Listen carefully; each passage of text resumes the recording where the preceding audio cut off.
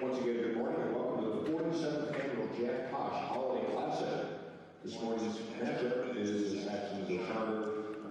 And we are live from the Dick Campbell Gym to bring you one of the early games from today's third day of the Jack Tosh tournament. We have the 0-2 Schaumburg Saxons facing off against the 0-2 Timothy Christian Trojans. Now, both these teams coming into the tournament with high hopes, both of which have been shattered up until this point, but both of them looking for their first win in what is likely their last game of this tournament.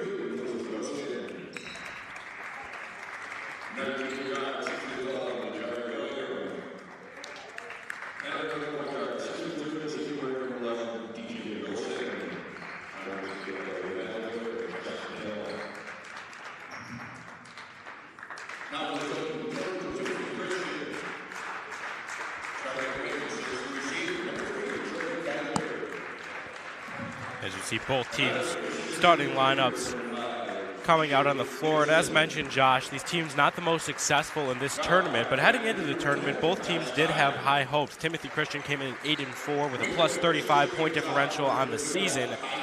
Team came in hot. They were on a bit of a win streak, obviously shattered when they came here, but they had two pretty difficult early matchups, so nothing to scoff at here when you look at the Timothy Christian Trojans. And Josh, I know that you've had the opportunity to watch both these teams. For anyone just tuning into the York Sports Network, I actually had COVID to start the break. COVID-19 was in the system, but it's made its way out. I had consecutive negative tests. I'm out of quarantine. I'm good to go. But Josh, back to the matter at hand. I know that you actually had the opportunity to watch these teams a little closer in the first 2 days of the tournament. Do you have any takeaways? What are we looking for in this Timothy Christian versus Schaumburg Saxons game? Well, as you said, both teams were really looking good going into the tournament. Schaumburg wins the tip there. Both teams are above 500. You know, they haven't really played the best opponents, but they haven't been playing like the worst opponents in the state. So still some successful wins. So both teams were looking for at least a win here at the Tosh. Unfortunately, they've come away with 2 losses, looking to get a win against each other here. Absolutely. It's Timothy Christian setting up on defense, the Saxons setting up on offense. That's point guard number 11, DeJounte Wilson up top. The senior guard nearly gets it ripped from him. Saxons recover, and Williams puts it up himself and gets it. DeJounte Wilson gets it to go. The senior point guard listed at 6'2", starts the scoring off here. Going the other way are the Trojans looking to push the pressure. That's number 3, Trey Kaiser. Kaiser with it in the corner, goes for a little bit of a mid-range shot. Not something you see in the modern game too often, but nevertheless it's off the mark, and the Saxons are going the other way. The errant pass goes out of bounds, able to get it off of a Trojans defender, though, so this ball will stay in the Saxons' possession. The Trojans especially were looking for some success here at the Tosh, but unfortunately their best player, who's being looked at by colleges, was injured in the first game quite early, and that's how they were able to lose. And that's where you have to be able to make adjustments. Head coach Wade Heisler really done a good job. The Saxons team has been in their game without their top player and on to an early lead here versus the Trojans. Wilson gets it inside. The great feed, the great finish. That's number 33, Nicholas Doroskin, the senior forward listed at 6'5", getting it to go. Now going up the other way are the Trojans.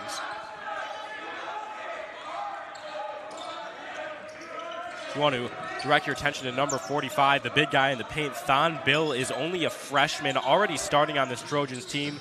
Coaching staff clearly had something they feel really special about if he's already out there in such a big moment. Thon Bill has played for the majority of this tournament, and he's a bruiser down low. For sure, you can definitely tell by his size and length that he's going to be their low man as he gets the block there, impressive block there by him.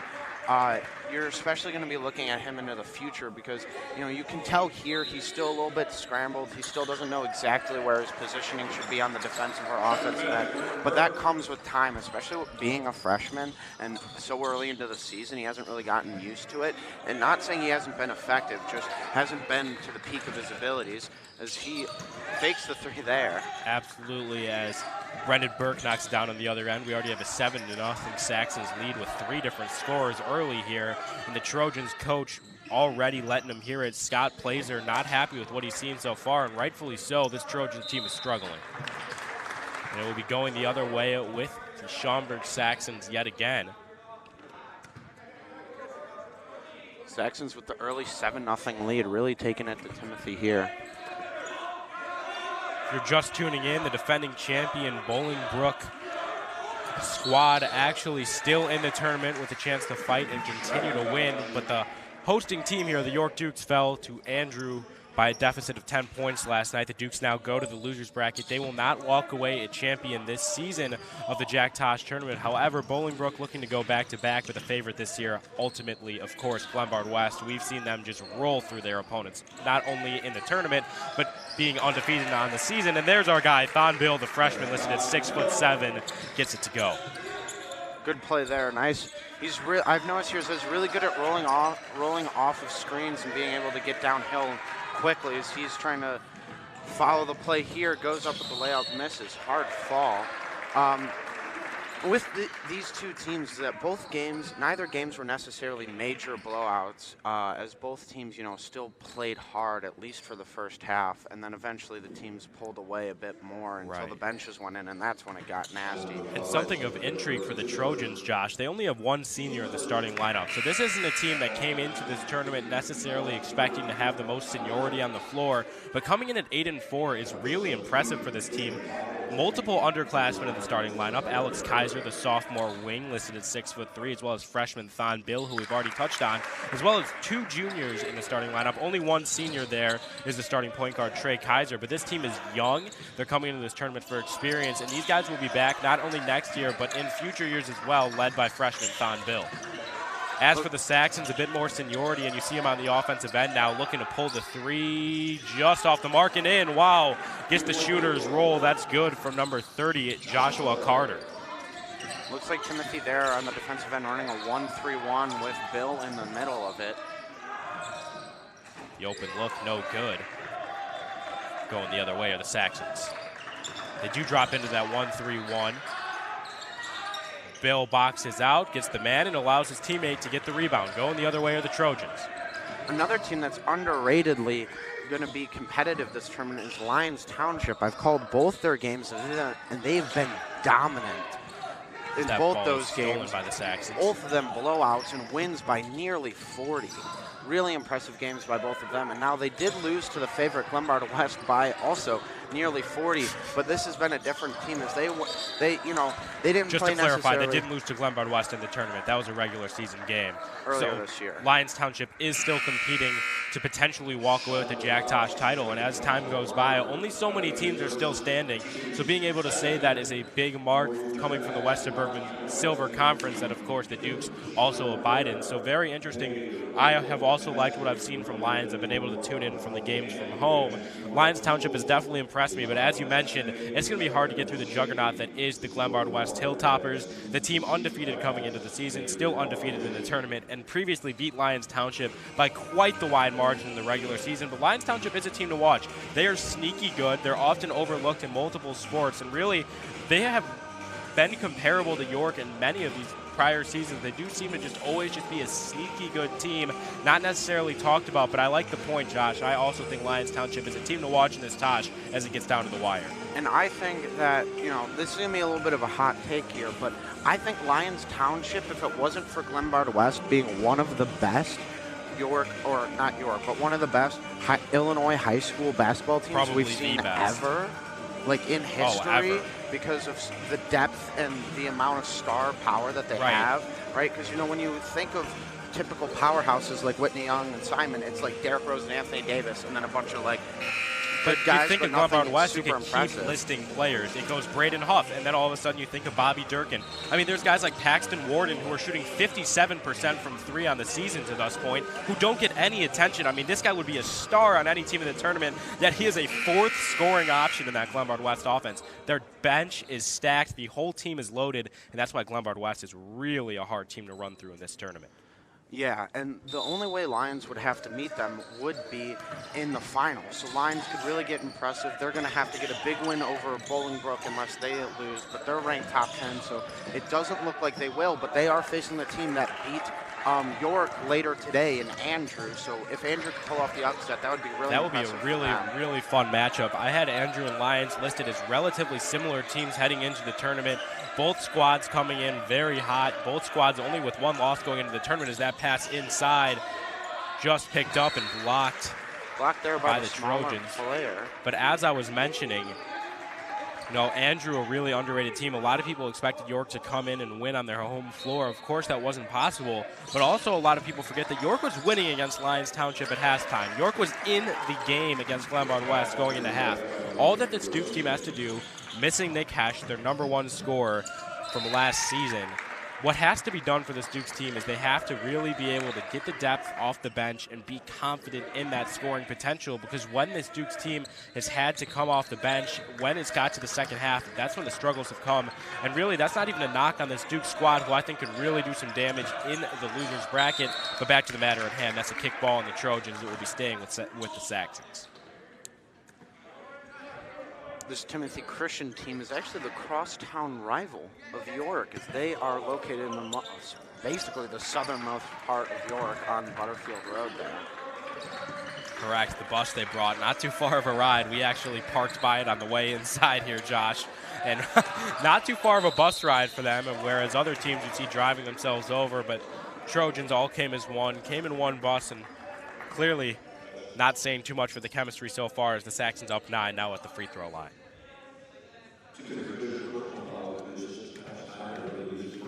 It's Nicholas Doriskin at the line. The senior 6'5" forward gets it to go. And just watching warm-ups, that was a kid that I was interested to see get into the game. He's now in, knocks down his 5th point of the game. We're still in the first quarter. He's a big guy, and really when Thon Bill's on the bench, I don't see anyone on this Trojans team that's going to be able to match up with him on the defensive end. Yeah, and this Saxons team coming out with the 3-2 press, going full front court press, trying to really extend that lead to an insurmountable one. And a lot of teams at this level, you see, struggle with the press. And there you go. The press works out. That's number 11, DeJounte Wilson.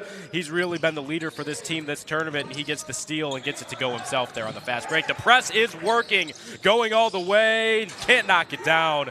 The dunk just off the mark, but the press causes 2 early turnovers, and this Trojans team has to be tired. And with the injuries, great backdoor feed. That one's good by Kyle Steiner. Back there, the man who got the rebounds, number 14 for Timothy Christian, unfortunately doesn't look like he's on our roster here in the Jack Tosh pamphlet. So we do apologize to his friends and family who are watching at home. Great job, number 14 there, getting an offensive rebound, trying to box out the big man there. Okay, the Trojans going the other way. This press is causing problems. The Saxons once again take over possession. One of the deep 3 opts for the floater just off the back iron, and the Trojans will go the other way. As you mentioned, it does look like number 14 on the Trojans. Maybe he's wearing a different jersey. Not fully aware of what happened, but apologies there, as we do not have a name listed on the roster. But regardless, this Trojans team, trailing by 11 with 1:24 to go in this first quarter, has to get something going on the offensive end. The give. Especially after multiple turnovers. It's really interesting to me. And it's really interesting to me how nearly every team in the tournament, nearly every team in high school, and really every team in general that plays basketball has a press. But especially here at the Tosh, they've been using it aggressively because it's such a prestigious tournament that you want to get wins at, that you want to get a chip from. Right? And you see it at all sorts of levels. There's teams that don't have to press all the time, but when they want to up the pressure, when the coach sees something they want to take advantage of, I really think a lot of it has been inspired from West Virginia, also known as Crest Virginia, run by Bob Huggins. Before he was there, not too many presses were run, as that is good yet again from DeJounte Wilson. Wilson's up to 8 on the night. He is the leading scorer in this one. But as I was mentioning, ever since Bob Huggins started running his press out at Crest Virginia, it's been a different stage of basketball. You see teams opting to up the pressure far more often. And for a Dukes team that was going into halftime with the lead against the Lions whipped out the press. They saw something they liked at halftime, and there you go. They get a 19-0 run and ultimately just wax the floor with the Dukes in the second half. Yeah. It was really impressive there. But as I was saying, is that a lot of teams apply the press, but very rarely can they fight against it. They cannot. I mean, I'm not saying these defenses, as you said, Press Virginia might be, the most famous press defense out there. But, these teams aren't as good as that, and these offenses cannot handle with this. Yesterday, there was actually a record broken here at the Tosh. Palatine put their press on from for the entire second and third quarter and was able to get 17 steals in a Wow, game. 17. That's a lot of steals. That is a lot of steals, as that shot is good from Fabian Baez. First time we've heard his name coming off the bench. Saxon's already putting in some depth, but that is extremely interesting, Josh.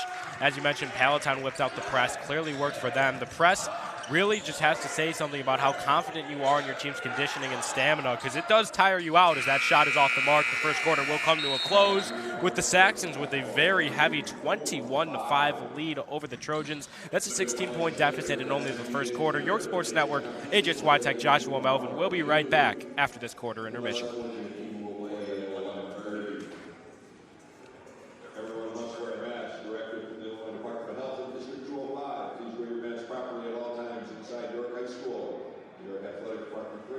Greatly appreciate your cooperation. All fans and spectators are reminded to practice good sportsmanship during the contest. Please be positive and cheer for your team. We do have concessions right out here in the hallway, just outside the main gym. And information on Championship Friday, which is New Year's Eve. Consolation Championship game is at 11 a.m. Third place game will be at 12:30. And the Jack Tosh Holiday Classic Championship is scheduled for 2 p.m. All games will be in the gym here. Tosh Alternative Team will be announced at the conclusion of the championship game. All players and families are invited to the recognition of the Campbell Gym. Again, the Alternative Team will be announced at the conclusion of the championship game on Friday.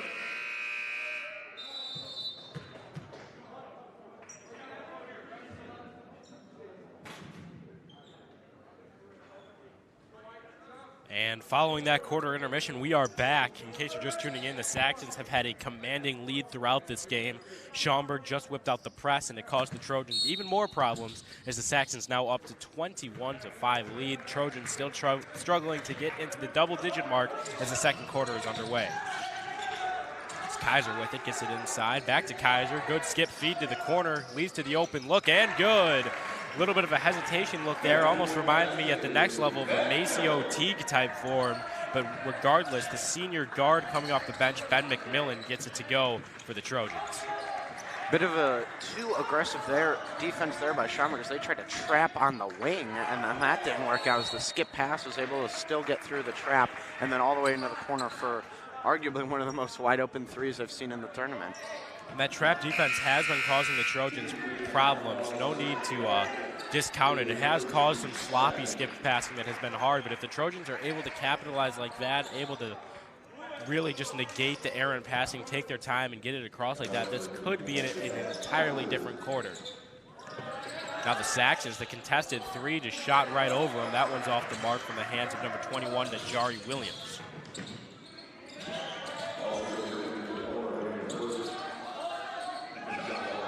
Another player not listed on the roster now in the game. That's number 26, who's also not listed on the roster for the Trojans. Looks like the Trojans having a bit of different jerseys, maybe a way to try to throw off the opponent here, but multiple players not listed on the Jack Tosh official roster tonight. Now going the other way are the Saxons. Inside, that's a big man throwing it over him. Oh my goodness. That look is not only good, it is great from Nicholas Doriskin. Are you kidding me? Just sized him up and put it right over his defender. It's one thing these big men in this tournament have been really effective at doing is that they've really been carrying this team is that whenever the other guy's big man's taking a rest, you attack the basket as hard as possible. You look for contact. And nowadays, especially with the way they're teaching these kids, instead of just like, you're tall, go stand on the post, go get boards, and back down and learn some post moves, they're now like, get some shooting, spread the floor, and it allows these players to attack the rim more because they have to respect them and guard them up. And if they get one move in, they're able to get a step on the defender and get all the way into the paint and seek contact and then hit those free throws like he has been doing today. As you say that, look who's back in the game, Thon Bill. Right when the Saxons, number 33, Nicholas Doriskin, started causing problems, Thon Bill comes right back into the game. They have a one-to-one matchup there. Two extremely big, lengthy guys. It should be a fun matchup to watch for the rest of this one. They give it right back to Doriskin, who's off the mark, but the rebound goes to the Saxons, and he travels. this Trojans team has looked like a completely different team coming out of the quarter intermission. I don't know what exactly was said in that huddle, but all of a sudden, this team, looks like we have two different signals. One ref called for the travel, the other called for the foul that denoted to the baseline ref, as is typically done. He had the better view, and the foul happened before the travel, so it will stay with the Saxons. But as I was saying, this Trojans team has looked completely different coming out of half, doing a good job contesting shots, and more importantly, doing a good job getting open looks on the offensive end, which is something they really have struggled with in this tournament. The wide open three, no. That one's off the mark from Jari Williams, but put back up by Doriskin. That one's off, nearly able to get his own board again, but that one's out on the Saxons and will be going the other way. No, looks like the refs missed that one. Clearly off on Doriskin, but I mean, we have a clear as day angle on that one. That's just a missed call. For sure. I thought that was off Doriskin. Looks like there was the smaller player, number 20, once again. Doesn't look like Not on the roster. Correct. Number 20, they called it off him as he was the other defender fighting for that rebound. That's deep a three. deep, disrespectful three. Oh my goodness.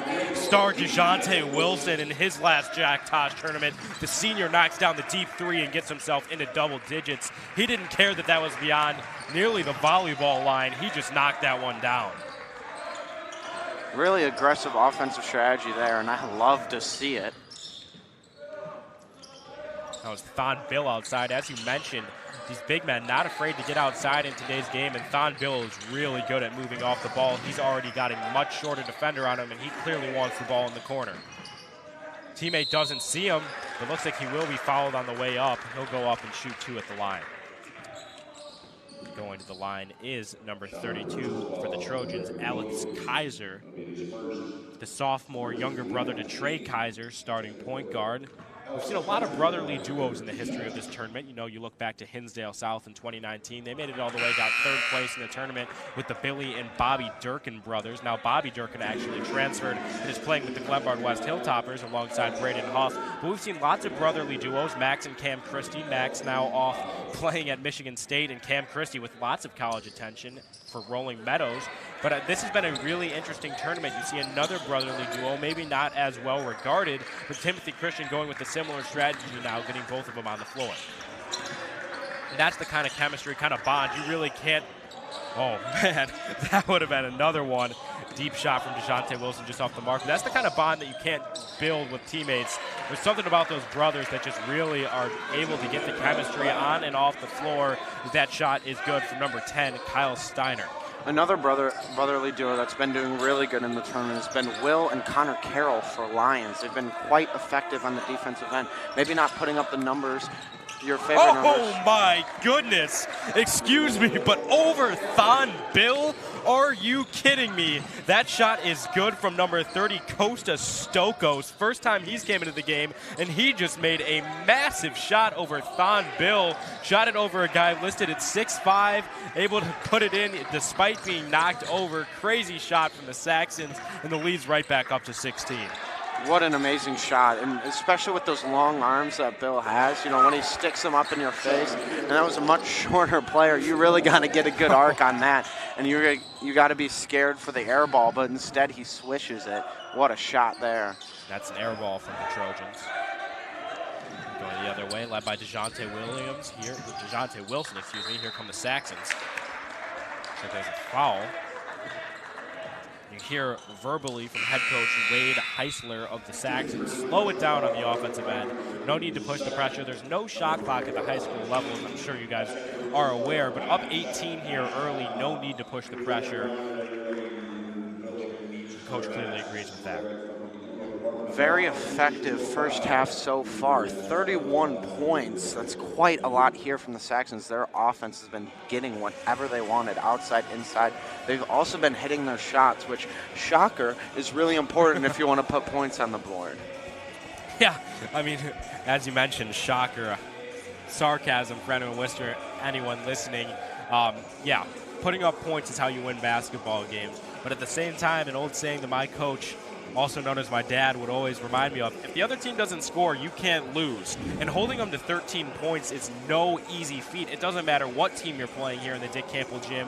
Holding your opponent to 13 points is something to be proud of. The 18-point differential, really the Saxons have just owned this game and really giving up a minimal amount of points, putting up a lot of points on their own. If you didn't know what was happening going into this one, certainly would not expect this team to be 0-2 in this tournament. The Saxons are looking good. For sure. Their first tournament matchup was quite the tough team, as they had to play. I cannot find who they had to play immediately as I said that. We will be back on that point. As our producer, Jack Borchers, cues the Jeopardy music. Now going the other way, here come the Saxons. Schaumburg had to play the St. Francis, which took number 8, according to the Chicago Sun-Times, Bolingbrook down to the wire, only losing by 3. But the St. Francis Spartans coming in at 5-3. They had to, and they were a really good team so far in the tournament. They're one of those teams what Schaumburg that just had has that name recognition, Josh. That's one of those powerhouses that when you hear them, you just know they're going to have a solid team. 5-3 coming into the tournament. I don't think many teams look too deep into that one, and that's another falling backwards 3. That's the same player, number 30, Joshua Carter. The junior listed at only 5'6", has now shot over 2 defenders, and both times it's been good. Thon Bill with the 4th pass. We'll stay with the Trojans, but oh my goodness, Joshua Carter, have yourself a quarter. Been doing great. It's super impressive whenever they're able to make the off-balance threes with a hand in their face. It is ridiculous when they're able to do that, and he's been able to do that quite consistently this game. Wide open corner 3 off the front of the rim. The Trojans team really has not looked too sharp from beyond the arc. The Saxons almost giving them open looks now. Their form just doesn't seem what you're used to seeing from teams at this level, and really they've just looked like the slower team in this one. Oh. That's just thrown out of bounds. You can see the hands on the head there. That's just a mental error from the 6'5" senior Nicholas Doriskin. Miscommunication there. He wanted someone to come back up to the wing, and I think that was number 30 there. Joshua Carter. Joshua Carter, who decided to do a baseline backdoor cut, and that, great steal there from Carter. That's a freshman mistake there. Thon Bill trying to throw it inside, and going the other way is Doriskin. Probably makes up for his thrown away ball there. Saxons reset their offense. Giving it quickly to Carter, who throws it over the top. Great feed, nearly as good of a steal, but the Saxons maintain possession and get it back out to Carter up top. And that's where you could see where the Saxons team may have had some struggles in this tournament. That was a really sloppy possession that would not fly against a better squad. Multiple sloppy passes leads to the missed look from Doriskin. That's the kind of possession you don't want to have on the offensive end, regardless of how much you're winning by. For sure. As in this tournament with high school players, it's not like the pros where if you're up by a certain amount, you start to you start to care less about it. You just kind of let the game because you're trying to rest for the rest of the season. But with these high school players, everyone who comes on is trying to fight for a starting role. So the effort is always going to be there, and that's how you get these big point differentials like this one here. Especially at the Jack Tosh, you've seen multiple people walking around with clipboards. There's guys from all sorts of areas taking notes on these players. This is their players' chance to showcase really what they could do in front of what they're trying, in front of people that they're trying to impress. So, as you mentioned, I mean, these players play hard to the whistle, and although that wasn't the perfect possession, Trojans now at the line shooting their second one. The first was off the mark. Trying to make a 20-point deficit, and does. It's Trey Kaiser, the senior brother. Now here come the Saxons. One interesting thing we've seen here is that multiple games I've called have had less than 3 fouls combined in the first half, but these two dunk here. Doriskin gets up and throws it down, cuts off your foul mark, and rightfully so. Doriskin just, that's a grown man slam, man. That was a great one from Doriskin. Wow. Gets into double digits there. They gave him a runway, and he just went up with it and was able to throw it down. Wow. Now we'll see if Thon Bill could get some of his own here. Clearly upset after what he gave up on the other end of Doriskin, but tries to do too much on his own, and Doriskin's going the other way. Picks up his dribble, hits his open teammate. Looks like they'll reset the offense up top. No, that's Carter with it. Carter's knocked down 2 threes of his own in this quarter. Gives it to DeJounte Wilson. He's been the star for this team in this tournament, but really he's done a good job facilitating passes to his open teammates here. He's not afraid to pass off the ball. He's having almost a quiet double-double-esque game today. He's had plenty of assists. We don't have a statistician on board, but he does already have the points, and I wouldn't be surprised to see him get to the double-digit category on the assist mark. That's something you love to see from your most effective player on the offensive end. Is a lot of the time, especially in high school, these players that scoring a lot, they're typically have been scoring a lot their entire career. Very unselfish player. Very unselfish player. There's a lot of them kind of get like the head down dribble, not looking for teammates. Let me square this guy up. Go deep into my bag, try and make this kid look silly instead of trying to look for the best shot possible for the offense. But he has not done that so far today. Oh, absolutely. Wilson is rightfully known as the star for the Saxons team, and he has put it on display today.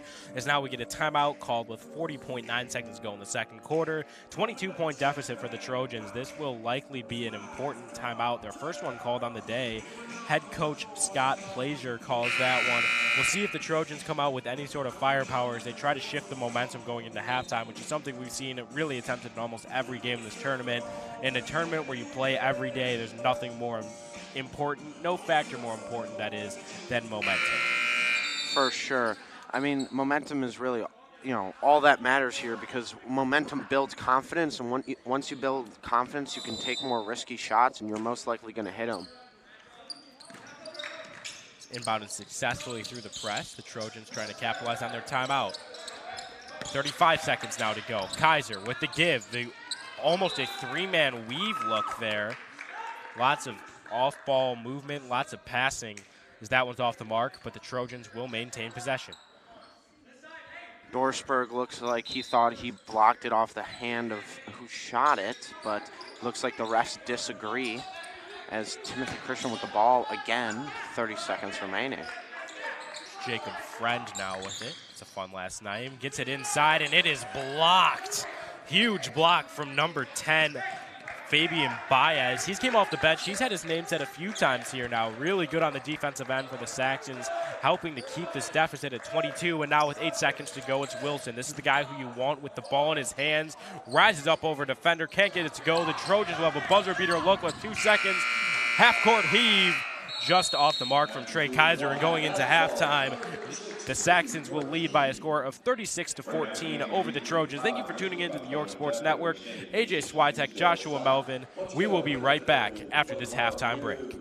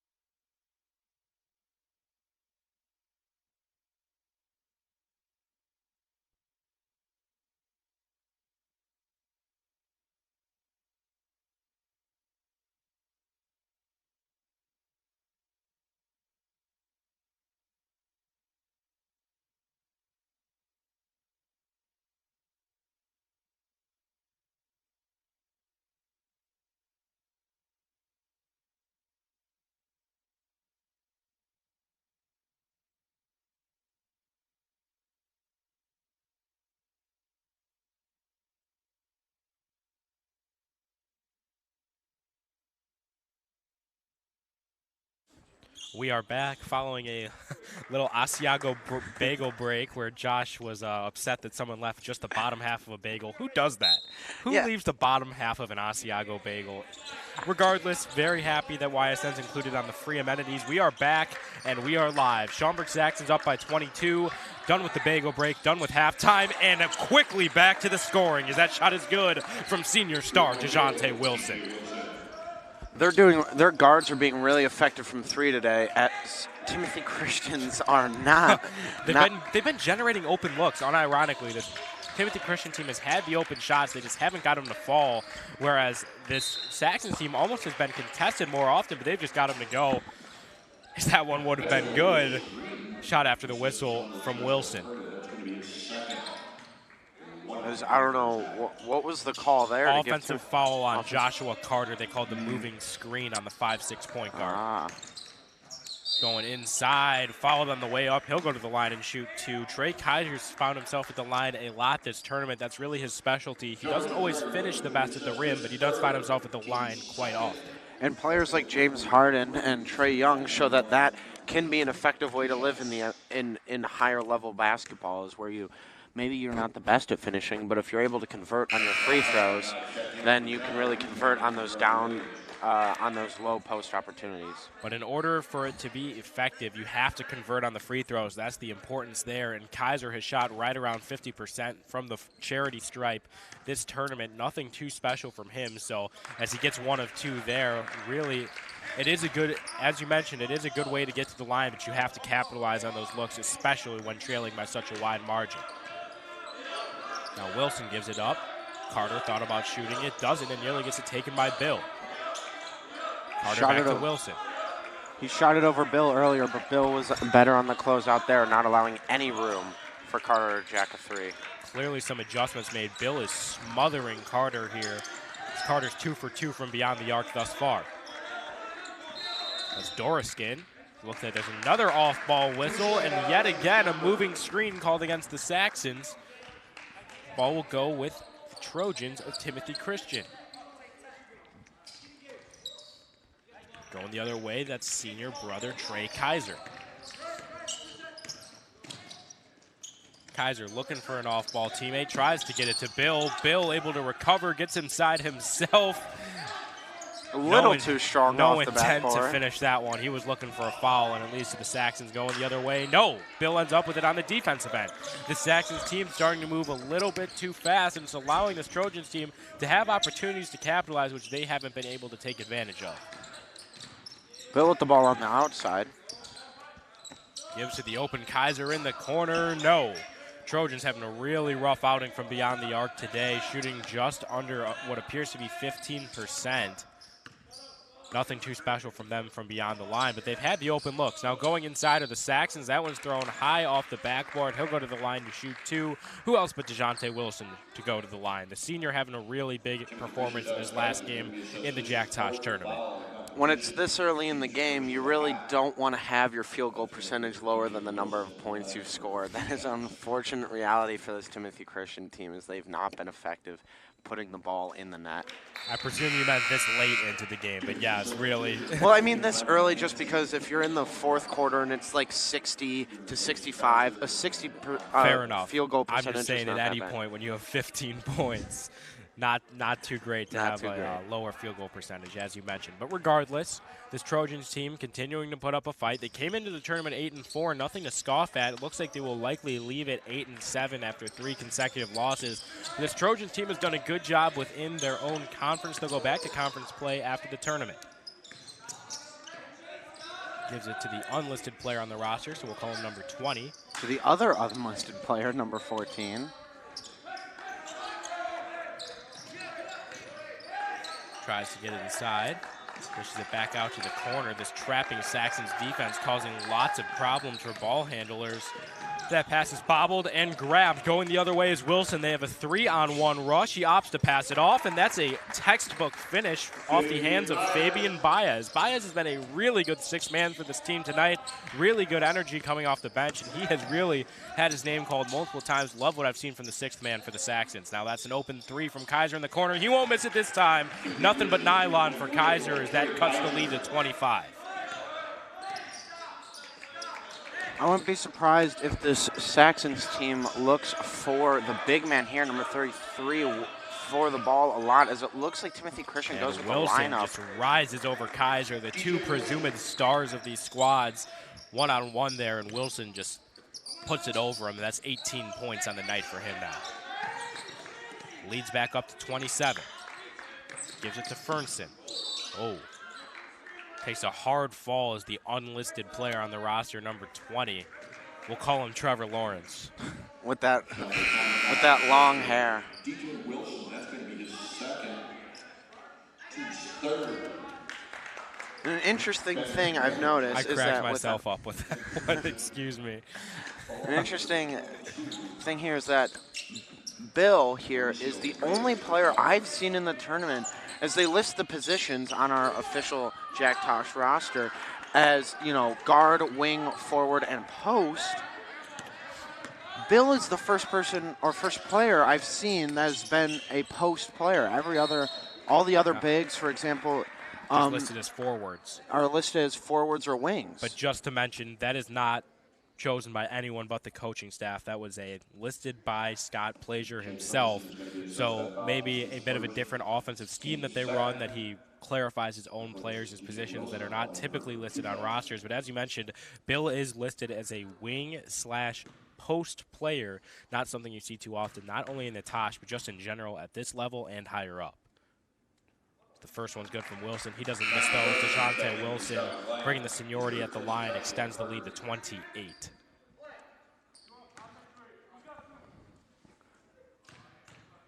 The Saxons clarifying who's guarding who in their man-to-man defense as the shot is off. Wilson shakes his head a bit. Clarifications being made during his shot, but he, unfazed, knocks down the look.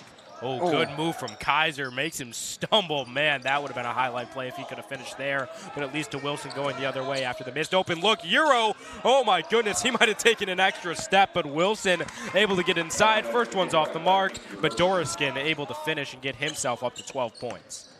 What an impressive Euro step there, as it was kind of more like a jump inside, but nonetheless, what a not a finish, but what a move there. As an aggressive defensive play there by Wilson, corner three. Off the mark, going the other way come the Saxons. Quickly get it back to Wilson. He's the facilitator of this offense, the senior guard playing in his last game in the Jack Tosh. 20 points on the outing. Finds his open teammate in the corner. Opts to reset the offense in the hands of Fabian Baez. Baez puts it up, and it is good. And correct me if I'm wrong, Josh, but that should start the running clock period here with how big of a lead the Saxons have come out to now. Barring timeouts, following shots, this clock will continue to run. Yeah, it is now a 34-point lead here for the Schaumburg Saxons. And once that deficit is hit in the second half, the clock begins to run. It is deemed an immeasurable comeback, and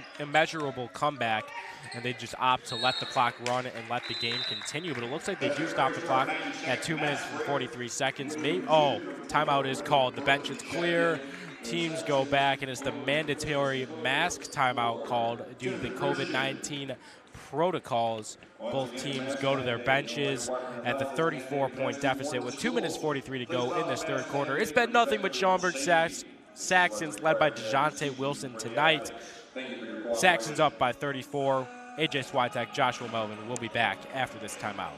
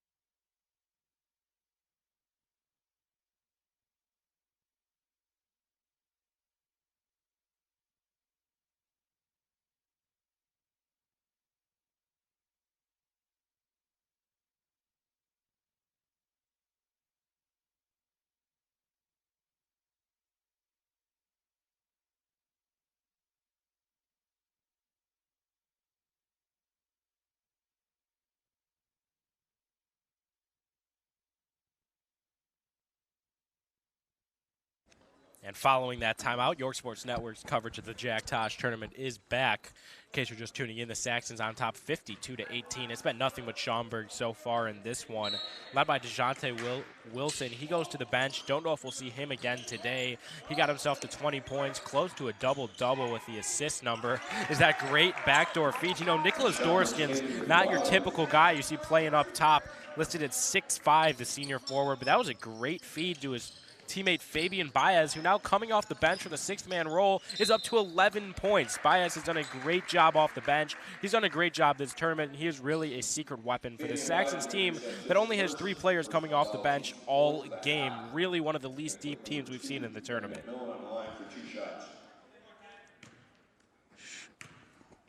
Schaumburg has been really effective with their shorter rotation. As you can see, that Timothy Christian is able to fill up the entire first row of the bench with their players as Dorskin comes off. It looks like if I'm not mistaken, almost all the starters are off for Schaumburg. Yes, 4 of the 5 starters have gone to the bench. Schaumburg taking their foot off the gas now, if you will. Regardless, with such a big lead, no need to keep them in. Saxon starters showed what they could do. Trojans opt to keep most of their starters out there other than senior starting guard Kaiser and freshman starting post player Bill. That's a travel, clearly base movement there. That's what happens when you bring in the inexperience of junior Mauricio Reyes. Not someone you see too often in action for the Saxons, but when they have this kind of lead, that's when you see these kind of players come into the game. It happens with all sorts of teams at all sorts of levels. Timothy going to the hoop, yet again followed on the way up. That has turned into their mojo in the second half. Go to the rim, attack the rim, and get yourself to the free throw line. Works out there as Jake Fernston will go to the line to shoot 2. That's going to send number 5, Jake Fernston, to the line for 2 shots.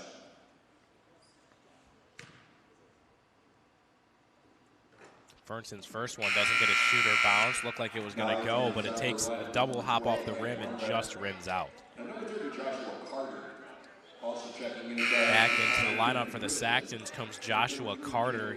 He had a really hot second quarter. Haven't said his name too much since, but he's smart with the basketball. Although he had 2 likely ill-advised shots that both went in over guys much taller than him, he does a really good job picking shots that he knows will go in.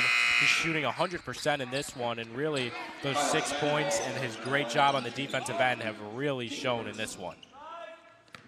Now it is Carter. He'll be running the points with Wilson sitting on the bench. Good to get the juniors some experience here. Give to Burke. Right back to Burke. Burke facilitating this offense from the wing on this possession. Who gives to Carter. He'll be fouled on the pass. Carter quick to help his teammate up. That foul will come against number 14, the unlisted player for the Timothy Christian Trojans. Even though they are unlisted, it seems like they're having, not necessarily the biggest impact because they are still down 34, but an effective impact for what they have done so far.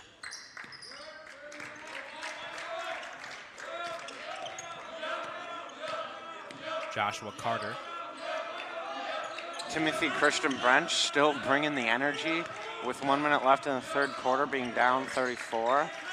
That's the heart you like to see if you're a coach. Even 100%. If you're down, you're still cheering on the guys who don't get as much playing time as the starters, even though they're on the bench. They're still hyping up their guys. They're bringing their confidence up, seeing if they can make this deficit a little bit more manageable, a little bit more bearable for the next film session. Absolutely. Giving themselves something to be excited about is to see Fabian Baez getting hit hard to the floor. He was fouled before the shot. Good to see his teammates help him get up promptly. He'll be right back in. The 6th man now in the paint trying to get a board. Trojans going the other way. Saxons bringing out a bit of a trappy press. This leads to an odd man rush, and that shot way too hard off the backboard. He heard footsteps, if you will, from Fabian Baez. That leads to the travel, and the ball will stay with the Trojans.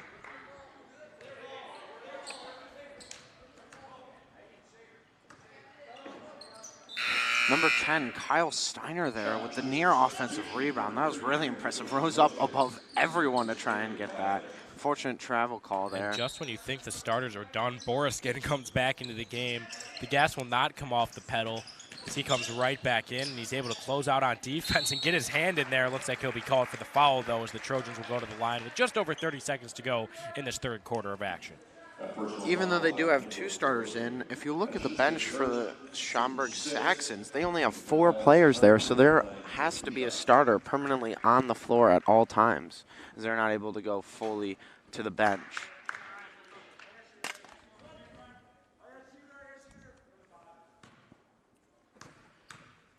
First one off the mark. Second one, though, will go. It's been a trend for the Trojans in this one. Really good on those second free throws, but they've got to get them both to fall, as that's Jacob Friend getting his first points of the night. Looks like neither team running a zone. Both teams running a simpler man defense. And as you get to the next level, that's what you see more and more often. Man-to-man defense is what often is opted to go to in most levels of play. NBA really all but one team right now, being the Miami Heat, opting to run a majority of man defense. And really, I mean, that's what happens at every level. As you see the clock hit 0, that's the end of the third quarter. And at the end of the third quarter, the Saxons lead by a large 33-point margin. And really, although they're 0-2 in this Jack Tosh tournament, this is a great way for them to go out looking to continue this momentum heading into the rest of the season. Saxons on top 54-21 over the Timothy Christian Trojans. We will be right back after this quarter intermission.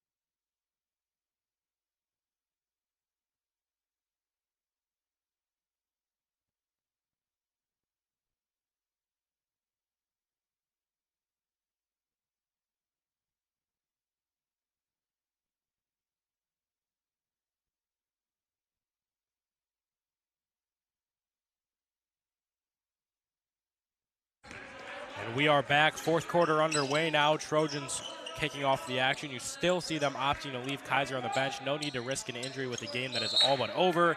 That ball bounces high and hits the upper echelon of what is supporting the backboard. That leads to an out-of-bound call that will lead to Schaumburg Saxons basketball. It's 5'6" point guard leading the way. Carter with the risky pass. Nearly intercepted, but it's not. Back to Carter up top. Another risky pass, but this time he'll be fouled. And as always, helped up and quick to do so. Carter is really an underrated aspect of this Saxons team. He'll be back next season. We'll be seeing him in the Tosh. He has 9 points on the night, only listed at 5'6", but he has really made his impact shown so far on the hardwood.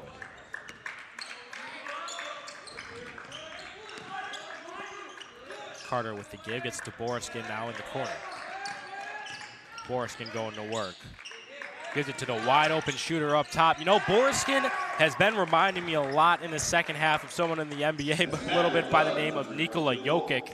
Jokic in the MVP race, so a bit of a nice comparison there. But Borchers is really good at facilitating this offense. He's a great playmaker at passing the ball. And wow, the give and go right back to Borchers. 2 straight possessions that have his name written all over it. Borchers doing absolute dirty work for these Saxons, able to get his name on the possession twice in a row. And it will, after the errant pass, the Trojans will go the other way. Open corner 3, got it. That one will go.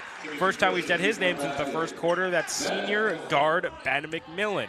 Now it's Carter going the other way. Impressive shot there. I thought the arc was way too low. Did not think that was going in, but nothing but nylon, a little phrase you like to use.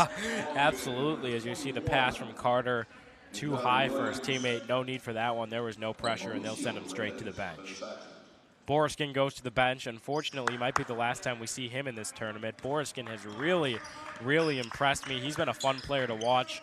Don't compare too many players to Nikola Jokic, one of my favorite players at the next level. So very interesting to see such a good performance from him. And now with 5:40 to go, it's the Trojans trying to put in a bit of a last-ditch effort, trying to get something positive to grow on for the future. It looks like there's a call on the baseline. Kick ball will be against the Saxons. This will stay Trojans' possession.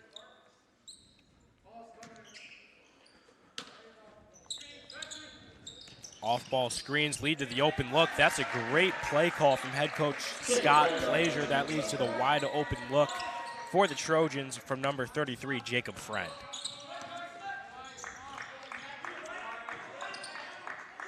This Trojans team way more effective on offense the second half. Unfortunately, their defense haven't been able to really keep up with their offensive progression, as the deficit is still very high. And a lot of that is hard to blame solely on the Trojans, just because this Saxons offense has looked so high-powered. I mean, for someone like myself who wasn't able to make the first 2 days of the tournament, I don't have a complete rundown on this team, but I'm merely, honestly, I am shocked to see that this team has lost 2 straight, because this Saxons team just looks quick, they look aggressive, they look fast, and sure, they've made a few errant plays in this one, but there's no way you could ever tell me that a 33-point lead is a bad thing for any team, whether it be Glenbard West or the Schaumburg Saxons. This team has looked good today, and now with 4 minutes and 20 seconds to go in the fourth quarter, they will continue to keep the pressure on, driving inside. That finishes off the mark. Trojans will go the other way. For sure, this Saxons team, you know, they played St. Francis. What a block there. Looks like a foul was called just before the block. Number 24, that's Brendan Burke with the block there. Impressive. As I was saying, the Saxons here, they played St. Francis, as we said, is a typical, you know, name you hear and you're like, that team is going to be good this year. You know, a powerhouse team. Correct me if I'm wrong, but that is York's next matchup. Our home York Dukes, it says the York Sports Network, have to give them a little bit of recognition. They will be playing St. Francis in the losers bracket, quote unquote, if you will, in the next round. So that would be an interesting one. St. Francis was able to hand the Saxons a loss, and we've seen how good the Saxons have looked today. So that's really just goes to show what St. Francis is able to do. Yeah, that's how good St. Francis is. But one team that surprised me is that they played Providence Catholic in the second game, their first game in the consolation bracket. And the Providence Catholic Celtics, 2-8, minus 55 on the season going in. And obviously, because they were in the consolation bracket, you know, that they didn't win their first game either. So going into that game, they were 2-9, and this above 500 Saxons team, and they're going to stay that way after the win today. You know, going 6-3 in the going into the tournament, becoming 6-5. Not going to go 6-6 here. Going to beat out this Timothy Christian team unless something amazing happens and they, you know, likely they turn at into this a team. It would be something not so amazing. It would have to be a forfeit at this point. But as you mentioned, Josh, really that just goes to show what perseverance can do. I would be interested to see that team play later today. I'm sure we'll be on the call, as it's currently just me and you here to be on the mics. I think that would be an interesting one to call, because I'll be the first to say that I would not have expected the Saxons to lose that game. They have really impressed me against the Trojans, as yet again they knocked down one from the line. That has been a trend of trends today. I mean, it's called, you know, a open free three, throw. aggressive. Oh my goodness, not to intercept you there, but wow, sets his feet and puts it up. That's Mauricio Reyes. Really good shot from him. Gets the lead back to 35. Speaking of intercepting me, you're wearing a Jets hat, just like Zach Wilson always gets intercepted. Had to throw in a Jets. If we're going to bring up the Jets, we're not going to bring up the Jets. Since the injury, Stop. Zach Wilson has been the best rookie quarterback in the NFL. AJ, you can 7-2 stop now. There's basketball touchdown-interception going ratio. on. But There's regardless, Trojans miss, get their own rebound, put up the three, no good. Able to get their own rebound, though. And now with 3 minutes to go, here come the Trojans. If you're a big listener to the York Sports Network, you heard me yesterday give 3 keys to the second half of one of the games, and that was offensive rebounding. As Timothy Christian here, honestly, has had a good day all day on offensive rebound, giving themselves second chance key points. to success, as you mentioned, but for them, they haven't been able to finish their looks. Their layups don't look like they have the perfect form. And as you mentioned, a lot of their shots have looked just almost, if you want to use the saying laser, they just don't get enough arc on them. And when they do, they just get inaccurate and they're off the mark. So this Trojans team certainly has a lot to work on the offensive end. But offensive rebounding, maybe not one of those things. They've been able to give themselves multiple looks on the offensive end on many occasions. Definitely. And, with this team, in terms of rebounding, that's really impressive. But if you are still, the Euro step nearly finishes. He'll go to the line. And the great move there. In fact, that may be the last time we see the Saxons on offense. As we have, if you are once again still a consistent listener, let's test AJ on his listening over the past couple of days. What are the 3 F's of basketball? 3 F's of basketball. Or offensively, at least. I would like to say that it's interesting that you made up your own 3 F's of basketball. I was actually quarantined with COVID, so I did have time to watch some of the tournament. I'm not going to sugarcoat anything and say that I heard your 3 F's of basketball quote, but I think that I could take a few guesses if you want to hear what the 3 F's of basketball are with 1:20 to go. We could do that one after the stream. I don't think people want to hear me guess 3 F's of basketball, as that one's just off the mark. But Bill with the rebound nearly puts it back up himself. Here come the Trojans. That one goes off his own shoe. Well, if you were wondering, it's find, feed, and finish. I would have said finishing. I don't know if I would have said find. That's an interesting one. Well, all these teams, and especially the teams I've been covering a lot, is what they do is they kind of pass around the three-point line trying to find the best shot available, whether that's an open corner 3 off of an off-ball screen or a backdoor cut for a layup. They're trying to find the best shot possible, and then you got to get it to them, feed, and you got to finish it. And unfortunately, this Timothy Christian team has not been doing that. Would you believe that? They knocked down both from the free throw line. The 3 F's of basketball bringing the luck to the Trojans. First time they've done that tonight. And now with under 30 seconds to go, the Saxons likely will just hold this one as they are up by a very favorable margin. But if the Trojans want to continue to play defense, the Saxons may want to continue to play offense. Give to the wing. Bill now applying the pressure.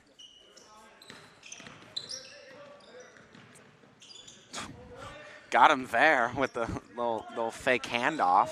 And now with 2 seconds to go, the Saxons will dribble it out. That's in the hands of number 22, Mauricio Reyes. The junior 5'10" guard dribbles out a much needed win for the Saxons. Saxons pick up their first one in the Tosh. They're now 1-2 on the tournament. And as for the Trojans, they are 0-3, only putting up 29 points against the Schaumburg Saxon squad. York Sports Network, AJ Swiatek, Joshua Melvin. We're about to go get ourselves some catered Mama Marias, so I won't hold you guys any longer. We appreciate you guys listening in. And just in case you didn't hear earlier, because Josh gave me no time to defend my case here, Zach Wilson That's enough out of you. a #1 rookie quarterback since his injury.